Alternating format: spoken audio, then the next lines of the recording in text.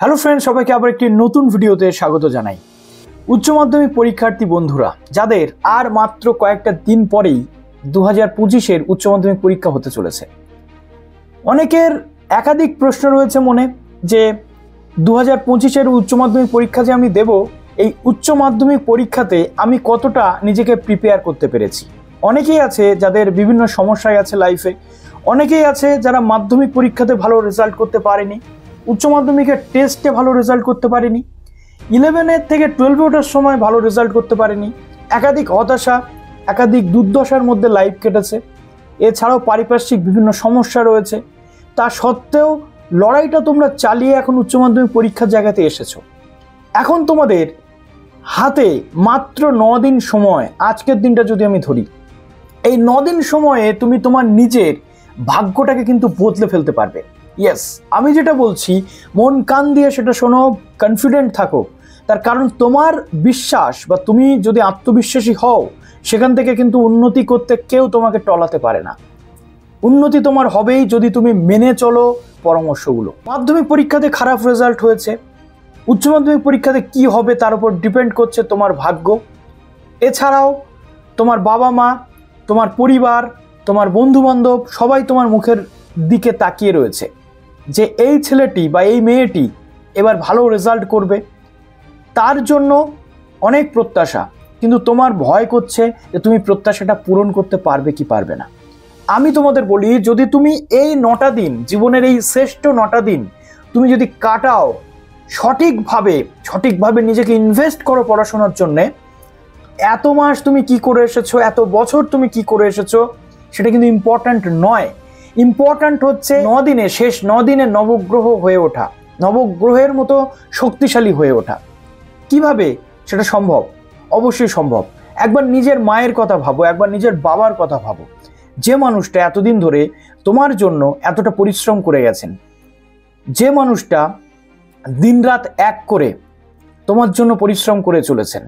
আজকে তোমার সময় এসেছে তাকে কিছু দেওয়ার, তার কথা ভাবার, তাই নয়? বন্ধুবান্ধব, প্রেম, ভালোবাসা জীবনে সবই থাকবে, কিন্তু জীবনের এই গোল্ডেন টাইমটা যদি চলে যায়, আর কিন্তু চেষ্টা করলেও সেটা তোমরা ফিরিয়ে আনতে পারবে না। তাই এখনই প্রয়োজন সেই সময়টাকে কাজে লাগানোর। এই শেষ কটা দিন যাতে নিজেকে একটু ঘষে মেজে তুমি পরিষ্কার করে নিতে পারো। আমি ধরে নিচ্ছি অনেকেই আছো তোমরা যে পড়াশোনা করেছো, একেবারে এমনটা নয় যে তোমরা পড়াশোনা করোনি। আমি ধরে নিচ্ছি তোমরা প্রচুর পড়াশোনা করেছো, তার মধ্যেও কিছু ঘাটতি থেকেছে। আবার অনেকে আছো যারা পড়াশোনা করতেই পারোনি বিভিন্ন সমস্যার মধ্যে বা সমস্যার জন্যে। এই সময়টা তাদের জন্য গুরুত্বপূর্ণ, এই সময়টাকে ইউটিলাইজ করতে হবে, এই সময়টাকে কাজে লাগাতে হবে। শেষ 9 দিনের যদি তোমরা ফাইট দিতে পারো, তাহলেও কিন্তু তোমরা ফাইট ব্যাক করতে পারো। পড়াশোনা তোমরা নির্দিষ্টভাবে কিছু না কিছু করেছো, এবার কিন্তু ফাইনাল টাচ, ফিনিশিং টাচ দেওয়ার পালা। অনেকেই আছো যারা সারা বছর ঠিকঠাক পড়তে পারোনি, পরীক্ষার মাঝখানে অনেকটা গ্যাপ থাকে, সেই গ্যাপের মধ্যে নিজেদেরকে তোমরা চালিত করতে পারো। আর এই 9 দিন 5টা সাবজেক্ট হোক বা 6টা সাবজেক্ট, এই 5টা সাবজেক্টকে 9 দিনে টুকরো টুকরো করে ভেঙে ভেঙে তোমাদের পড়তে হবে। 9 দিনে পরীক্ষার আগের দিন পর্যন্ত বা পরীক্ষার আগের দিন, তার আগের দিন পর্যন্ত প্রত্যেকটা সাবজেক্ট তোমাদের নলেজে রাখতে হবে। প্রত্যেকটা সাবজেক্ট তোমরা সুন্দরভাবে রিভিশন করতে থাকো। এখন প্রথম কথা হচ্ছে, যদি তুমি কোনো সম্পর্কেও জড়িয়ে থাকো, এখন সম্পর্কে জড়ানোর কোনো বয়স হয় না। যদি তুমি সম্পর্কেও জড়িয়ে থাকো, সেই সম্পর্কের মানুষটিও পাশে থাকবে না যদি না তুমি সফল হও। জীবনে যদি কিছু করতে চাও, জীবনে যদি বাড়ি করতে চাও, গাড়ি করতে চাও, জীবনে যদি নিজেকে প্রতিষ্ঠিত করতে চাও, যাতে তোমার বাবা মায়ের মুখ উজ্জ্বল হয়, গর্বিত হন তারা, তাহলে এই 9টা দিন তুমি চোখ কান বন্ধ করে শুধুমাত্র নিজের জন্য দেবে, নিজের পড়াশোনার জন্য দেবে। কি বললাম বুঝতে পারলে তো? আর কারোর জন্য নয়, এই 9টা দিন শুধুমাত্র নিজের জন্য। এই 9টা দিন যদি তুমি নিজেকে ধরে রাখতে পারো, তাহলে তুমি বুঝতে পারবে যে তোমার জীবনে উন্নতির অর্ধেকটা সিঁড়ি তুমি পার করে ফেলেছো। তো কিভাবে এই 9টা দিনের প্রস্তুতি তোমাদের নিতে হবে, মানসিকভাবে সেই জায়গাটা তোমাদেরকে ফিট করতে হবে, সেটা আমি আজকে তোমাদের একটু বলার চেষ্টা করছি। মেবি তোমাদের জন্য এক একজনের জন্য এক এক রকম প্রসেস হতে পারে। সবার জন্য যে ইন্ডিভিজুয়ালি সেম প্রসেস হবে এমনটা নয়, ইউনিভার্সাল প্রসেস বলে কিছু হয় না। ইন্ডিভিজুয়ালি তোমাদের নিজেদেরকে আগে গড়ে তুলতে হবে এই 9টা দিনের জন্য। প্রথম কথা হচ্ছে এই 9টা দিনে 5টা সাবজেক্টকে তুমি চুজ করে নাও, প্রত্যেকটা দিন এক একটা সাবজেক্টের পিছনে তুমি সময় দাও এবং দেখবে সেক্ষেত্রে কিন্তু তোমার প্রবলেম হবে না। প্রত্যেকটা সাবজেক্টের জন্য একটা নির্দিষ্ট টাইম তুমি ধরে পড়াশোনা করো। 8 থেকে 9 ঘন্টা বা ম্যাক্সিমাম 10 ঘন্টা যদি তুমি 9 দিন টাইম দিতে পারো তাহলে কিন্তু অত্যন্ত ভালো তোমার জন্য।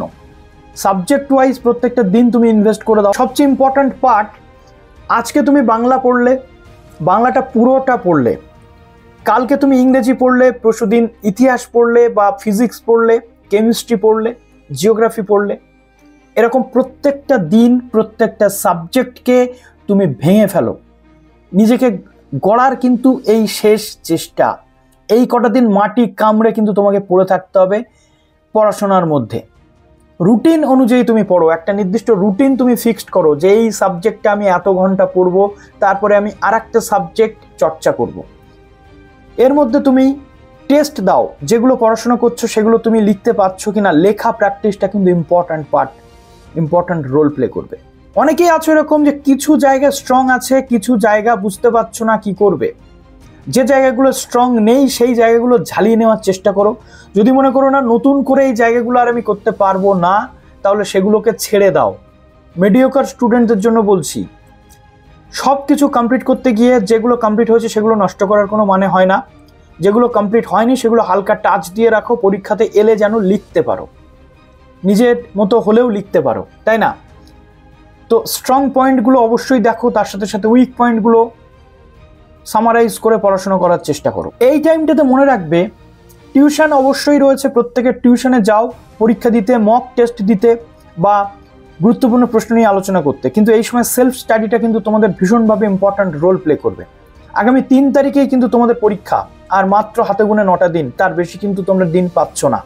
সেলফ স্টাডিটা কিন্তু খুব ইম্পর্ট্যান্ট রোল এখানে প্লে করবে। তো সেলফ স্টাডিটাকে স্ট্রংলি করতে থাকো, খুব সুন্দরভাবে এই দিনটাকে সাজিয়ে নিতে হবে। যদি তুমি মনে করো সকাল 6টায় উঠছো, সকাল 6টা থেকে 9টা পর্যন্ত পড়াশোনা করে নাও, 9টার পর আবার 1 ঘন্টা রেস্ট নাও, নিয়ে 11টা সাড়ে 11টা পর্যন্ত তুমি পড়াশোনা করো। তারপরে তুমি স্নান করে খাওয়া দাওয়া করো। খাওয়া দাওয়া করে একটা ঘুম কিন্তু প্রয়োজন, তার কারণ তুমি যেগুলো পড়ছো যদি ঘুম এবং পড়াশোনার মধ্যে একটা ব্যালেন্স না হয় তাহলে কিন্তু তুমি মনে রাখতে পারবে না। ব্রেনটাকে ঠিক রাখার জন্য, শান্ত রাখার জন্য ঘুমটা কিন্তু খুব ইম্পর্ট্যান্ট রোল এই সময় প্লে করতে চলেছে। তাই ঘুম ছাড়া কোনো মতেই চলবে না। একটা আধ ঘন্টা, 1 ঘন্টা, 1.5 ঘন্টার ঘুম নাও। ঘুমানোর পর অ্যালার্ম দিয়ে রাখো, যেটা আমি নিজেও করেছি। ঘুমাতাম, কখনো মা ডেকে দিত, কখনো বা অ্যালার্ম বাজতো, আমি অ্যালার্মের আওয়াজ শুনে উঠে পড়তাম। আবার তুমি পড়াশোনা শুরু করে দাও। পড়াশোনা শুরু করে 4টে থেকে 4:30, 5টা পর্যন্ত পড়ো। 1 থেকে 1.5 ঘন্টা সময় রাখো একটু হাঁটাহাঁটি করার, মাইন্ডটাকে ফ্রেশ করার, যেগুলো পড়েছো সেগুলো মেমোরাইজ করার। বন্ধু বান্ধবের সাথে মিশতে পারো, তবে সেই বন্ধু বান্ধবগুলো যেন পজিটিভ হয়, যারা তোমাকে হেল্প করতে পারে এই মুহূর্তে। তারপর আবার সন্ধ্যে 6টা, 6:30, 7টার সময় এসে পড়তে বসো। সেখান থেকে রাত 11টা, সাড়ে 11টা, যেমন তুমি পারো তেমনি তুমি পড়ো। এইভাবে 8 থেকে 9 ঘন্টা প্রতিদিন তোমাকে পড়তে হবে, টাইম ধরে ধরে পড়তে হবে। এটা যদি তুমি করতে পারো, কনসেন্ট্রেশন খুব সুন্দর তৈরি হবে এবং তুমি দারুণভাবে পরীক্ষার খাতাতে গিয়ে সব কিন্তু লিখতে পারবে। একটা জিনিস যেটা খুব ইম্পর্ট্যান্ট রোল প্লে করে, সেটা আমি অলরেডি তোমাদের বলেছি, যে লেখা প্র্যাকটিস করা। লেখা প্র্যাকটিস যদি তুমি করতে পারো তাহলে কিন্তু এই সময় খুব উপকার দেয় সেই জিনিসটা। লেখা প্র্যাকটিস যদি তুমি করতে না পারো তাহলে কিন্তু মুশকিল আছে। লেখা প্র্যাকটিস করলে তোমার কি হবে, তোমার এক্সপিরিয়েন্স বাড়বে, তোমার মধ্যে কনফিডেন্স তৈরি হবে, যাতে তুমি সেগুলো গিয়ে লিখে আসতে পারো ঠিকঠাক, ঠিক কিনা? আর এই যে পড়াশোনাটা তুমি করছো, এটা সম্পূর্ণ তোমার নিজের জন্য করছো, নিজের ভবিষ্যতের জন্য করছো, নিজের বাবা মায়ের মুখ উজ্জ্বল করার জন্য করছো। এর ভাগ কিন্তু তুমি কাউকে দেবে না। এইভাবে যদি তুমি এই কটা দিন খুব সুন্দরভাবে নিজেকে বেঁধে রাখতে পারো একটা গণ্ডির মধ্যে, একটা সিস্টেমের মধ্যে, এবং পড়াশোনার সাথে সাথে লেখা প্র্যাকটিস, চর্চা, মক টেস্ট, এই জিনিসগুলো যদি তুমি করতে পারো তাহলে উচ্চ মাধ্যমিক পরীক্ষাতে তুমি খুব সুন্দর রেজাল্ট কিন্তু করতে পারবে। আজকে এই কথাগুলো আমি কেন বলছি, তখন আমি নিজের এক্সপিরিয়েন্স থেকে এইগুলো দেখেছি, এবং বছরের পর বছর বহু স্টুডেন্ট রয়েছে যারা লাস্ট কয়েকদিনে কিন্তু ফাইট ব্যাক করে, তার জন্য তোমাদের বললাম। আশা করছি এখান থেকে তোমাদের মধ্যে একটা ধারণা তৈরি হয়ে গেল যে এই কটা দিন কিভাবে কাটাতে হবে। আর সবচেয়ে গুরুত্বপূর্ণ পার্ট, টেনশন তো আসবে, কিন্তু টেনশনকে পেনশন দিতে হবে, টেনশনকে রিলিজ দিতে হবে। যদি টেনশনকে পেনশন দিতে পারো তবেই তুমি সাকসেসফুল হবে, শুধু এই পরীক্ষা নয়, আগামী দিনের পরীক্ষাতেও। মাধ্যমিক পরীক্ষাতে তুমি কেমন স্টুডেন্ট ছিলে সেটা ম্যাটার করছে না, এটা উচ্চ মাধ্যমিক পরীক্ষা, জীবনের অন্যতম সেরা একটা পরীক্ষা, যে পরীক্ষার রেজাল্টের উপর নির্ভর করবে তোমার কলেজে অ্যাডমিশন। উচ্চ মাধ্যমিকের পরীক্ষার উপর নির্ভর করে অনেক জায়গা, যে জায়গাগুলোতে তোমার চান্স পাওয়ার বিষয়। একাডেমিক স্তরে নাম্বার যেখানে যেখানে লাগে সেই জায়গাগুলোতে উচ্চ মাধ্যমিকের নাম্বার খুব ইম্পর্ট্যান্ট। তাই মাধ্যমিকের যে ফেলে আসা স্মৃতি, মাধ্যমিক পরীক্ষাতে তোমার কি হয়েছে কি হয়নি, সেই জায়গাগুলো ছেড়ে এবারে একটা শেষ চেষ্টা তুমি করো যাতে তুমি নিজের জায়গাটা স্ট্রং করতে পারো।